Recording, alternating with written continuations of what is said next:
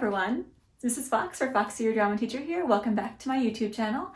Today is a tutorial on how to use our soundboard. So I made a previous video on how to use the light board or lighting board basics, and this is one on soundboard basics. So for you guys in high school, really the biggest thing you're going to be using the soundboard for are sound effects and microphones. And so in today's video, I'm going to show you how to use our wireless microphones. Over here, which I'm not sure if you can see me, not sure if you can see it from the angle of the video camera, there is instructions on the order in which you turn the equipment on. Now I have already turned on all the equipment for us at the start of the video to help speed things along, but you really want to make sure that you pay attention to the order at which the equipment needs to be turned on. So first and foremost, the soundboard has to get turned on first. And then behind me, I have our wireless microphone rack that needs to get turned on second. And then lastly, our amps, which unfortunately are all the way back on stage right, back behind the grand piano. If you recall from the stage tour video that I talked about, I mentioned there was a little closet back there where we kept our grand piano. Our amps are also back there, and so you need to go back and turn those on after the board and this mic rack has been turned on. And then when you turn everything off after you're done, you need to turn everything off in reverse order. What that does is it prevents the system overload. It prevents a loud pop sound coming from the speakers in the auditorium. So when you are finished, when a show is all over and you're cleaning up for the night and you're tired and you want to go home, the first thing you need to do is turn the amps off backstage, then turn off the mic rack, and then lastly turn the board off. So everything is turned on, and I showed you in the tour on the wall, we have all of our wireless microphones in little numbered cubbies. And so what I did is I pulled out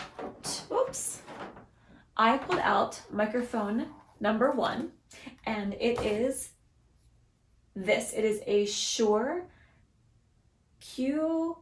LXD1. We just got these brand new microphones. I'm so sad that because of COVID, we didn't even get a chance to use them for our musical last year.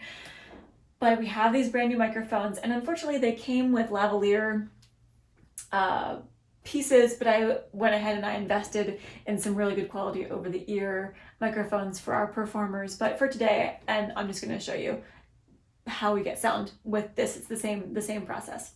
So I went ahead and I also put in the batteries into this microphone pack, and I also at the top slid the button to on, which tells me there's a little green light, and so I know that it's on. If I would switch it to off, you would not see that little green light there. Amazing. Unlike previous microphones, these do not have a mute and unmute button. I know all sound techies rejoice because at previous shows it was always so funny because there was a mute and an unmute button, and so what would happen is the mute button on the pack would override anything we would do here on the soundboard, and so an actor would come on stage and we would raise their levels and we would have them start to perform, and we wouldn't hear anything. And it's like, what's going on? Their levels are up, but we don't hear any sound. It's because they muted their pack. And so we have a techie backstage, we've got the walkie-talkies, and they're like, that buddy, he muted his mic. Quick, you gotta get him off stage and unmute his mic. So now we don't have that problem anymore because we've got these new fancy packs. So just like each individual light in our system has its own channel, each individual microphone also has its own channel. And if you want to go into that mechanics of plugging all the lights into the mics into the channels, we'll go over that another time. But we have 16 wireless microphones, and each of them is connected to 16 channels. And each of the channels has an indicator right here that tells you which one we're working with. And so this is number 1. And so I'm going to be working with channel number 1 over here. You want to make sure that because you're working with your microphone layer that you see these orange lights. If you went to your layers button, you would see the lights come on up here. And this is how we do things like play sound effects, or that always comes from our layers bar. But we're dealing with microphones. Microphones always comes from this button down here. So I'm going to go ahead, I'm just going to mute everything, because when you don't have, I'm going to leave this one unmuted because they use that for other things. So when you want to run sound, you want to make sure a couple things. Number one, that the microphone is not on mute. So you want to make sure that is correct. You also want to make sure that your master over here is not muted. This slider is our master slider. So this controls all master volume. So quick tip, if you are ever testing mic levels, you have a whole bunch of mics and you're getting all that feedback, like that really, really ear-piercing feedback, master slider. Just push your master slider all the way down. It's going to take that feedback away right away. And then what you can do is you can then bring all your other mic levels down, bring your master back up, and then start to figure out, okay, where was I getting that feedback? Which mic was giving me that feedback? Which one is too hot, too sensitive?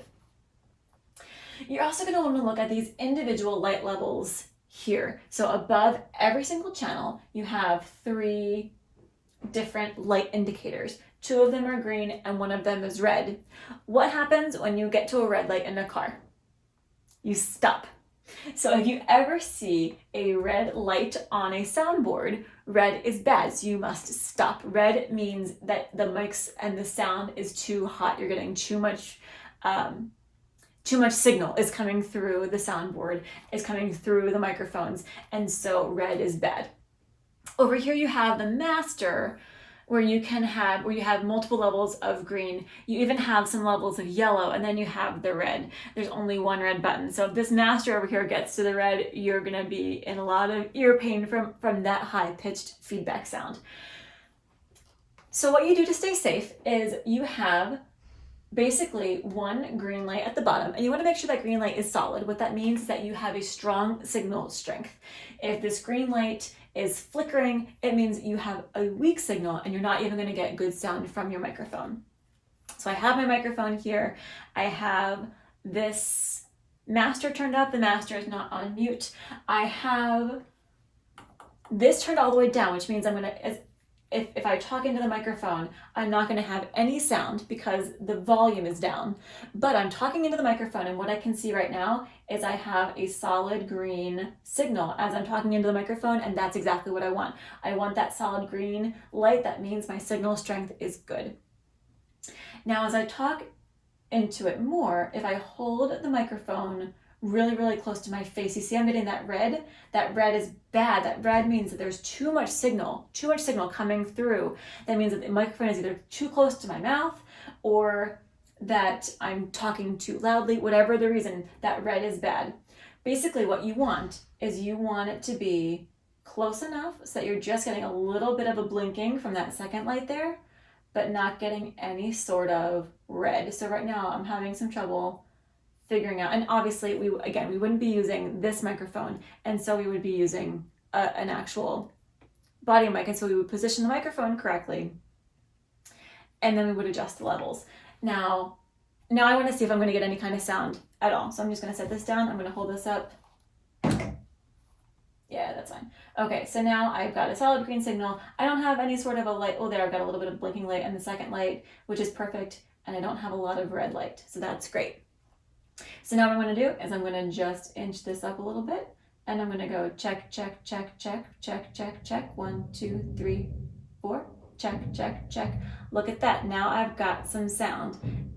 There's also some feedback happening, and so that means that the levels are messed up on a different level, but I'm getting sound, and I can hear the sound, I can see the sound, and so that's a great thing. That means we've got signal strength, and we're in good shape for our microphone. That means our microphone is working.